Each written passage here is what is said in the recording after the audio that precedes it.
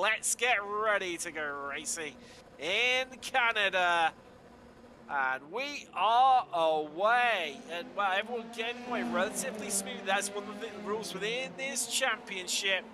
As we head down through turns 1 and 2, Marte just slotting in front of Herma, taking it easy for now. Getting best of exits from McIntyre as Lamy pulling alongside it. They come across the start finish line. Marte still leads from Herma. Mara third. McIntyre in fourth. Lamy squeezing up the inside into turn 1. That is going to get the move done. He's up into fourth, but McIntyre says, "You don't have it. That's easy, Jerome. I'll fight back." But Lamy on the outside line able to carry that little bit more speed. Now McIntyre has to concentrate on thinking about the Frenchman Fessy behind him. Fessy incredibly good on the brakes. We've seen it so many times. So the Frenchman pulls alongside a McIntyre on the inside. Who's going to be the last of the late breakers? As who's that come from right behind? Well, that's Barone in the 150. The Italian taking a piece of the action and tucking up right behind Fessy, and McIntyre manoeuvring the German Braun across to the left out of slipstream range. And Fessy is going to be through. He tucks in front immediately of McIntyre, and everyone tripping up over one another a little bit right now. And McIntyre could lose another place. He bounces across the curb, Barone heading through, and he could lose another place. We're going to have a free wide. They decide to back out of it there. That's Braun thinking about trying to squeeze through a gap that maybe wasn't quite there. There's free wide in the background into turn 1. They all sort themselves out. Marone is through, and McIntyre is losing place after place after place. Tamara behind him. You just see him in the background there. Exiting the corner.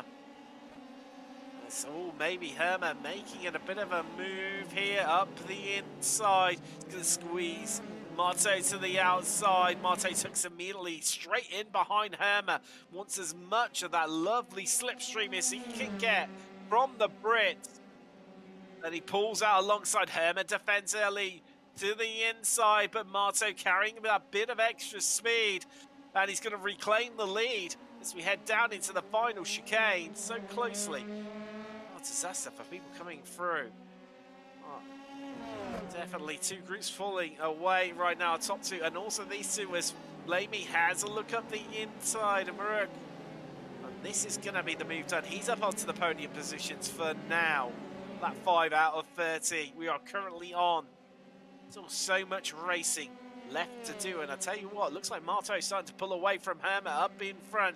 Number 11 is all free wide across the start-finish line.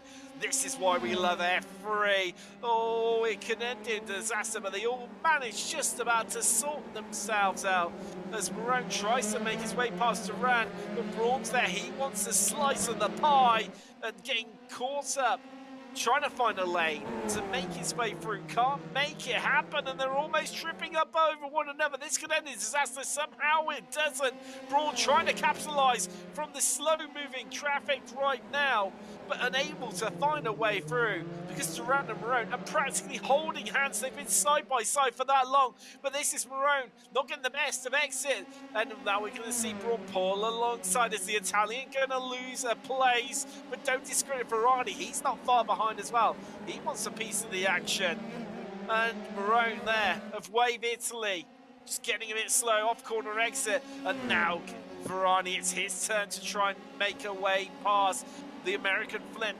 He's there as well in the number 13, and Ferrari just pushed out wide. He's going to get that much better exit, carry a bit more speed, but it's all happening up the front. Herma slots it up the inside, and that means he is going to take the lead for the first time proper this evening across the start-finish line.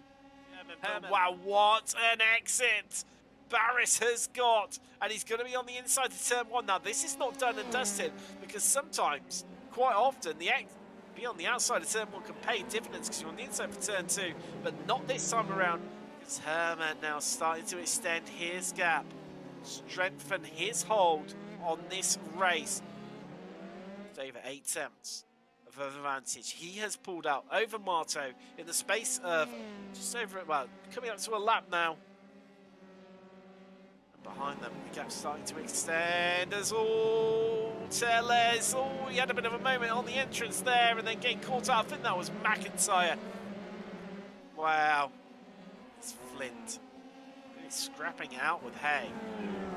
It's over 9th place. Hay does have his teammate and nearly has a bit of contact with him.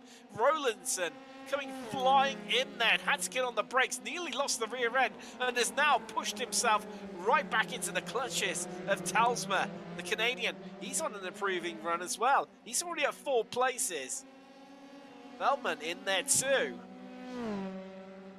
And that is now up into 10th, and I do have to wonder, has Hay got a little bit of damage? Because where he's looking incredibly racy early on, now falling down just that little bit. Nothing obvious on the car. Which, oh no, he's had the place back from his teammate because Rowlandson has got too eager on the power. Now 1.8 seconds that advantage the Brit has over the Dutchman. Murrock running out your podium in 3rd. But he is some 7 seconds down the road from our top 2. Got his healthy advantage there, a couple of seconds over Fessy. That's probably 1.3 seconds even. Boxer Duran once again pulls out from the slipstream, looking for a move into the hairpin, up the inside, squeezes out wide. Pair of them trying to be the last of the late breakers, and it ended in tears. Duran loses the place to Braun. Has that contact that Lamy had with Duran, giving him any side pod damage, any aero damage. He will keep hold of that position, but Braun goes up the inside. Lamy fights back into turn 2.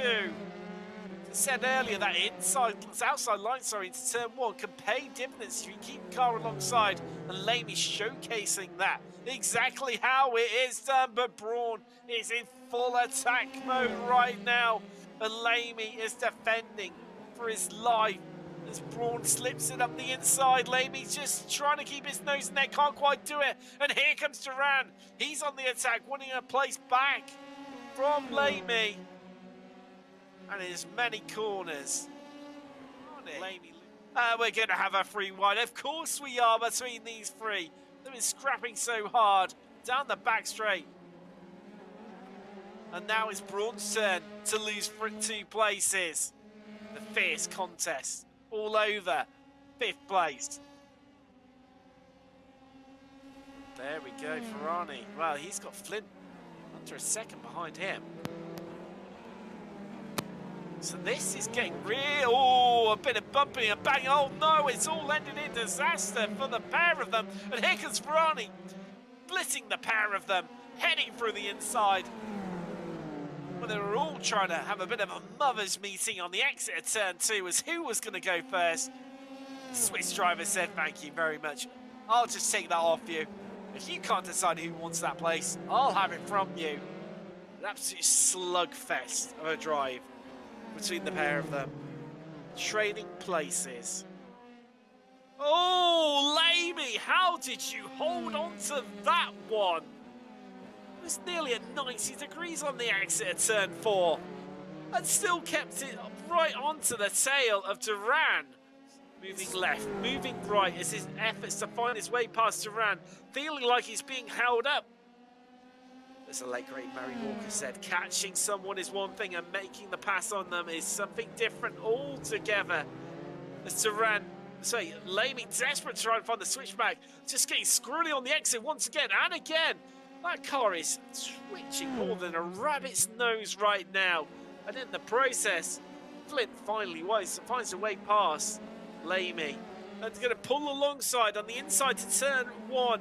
Flint's going to hold it on right around the outside. Going to give him the inside for 2. And if he keeps his car there, he'll have the inside for 3. But Lamy trying to fight back. He squeezes up the inside on the run down to turn 3. And is Lamy going to take it? Or is Flint going to hold on in there? Well, there's contact with the wall once again from Lamy. How many times has he rubbed that wall? And Flint has to back out of it.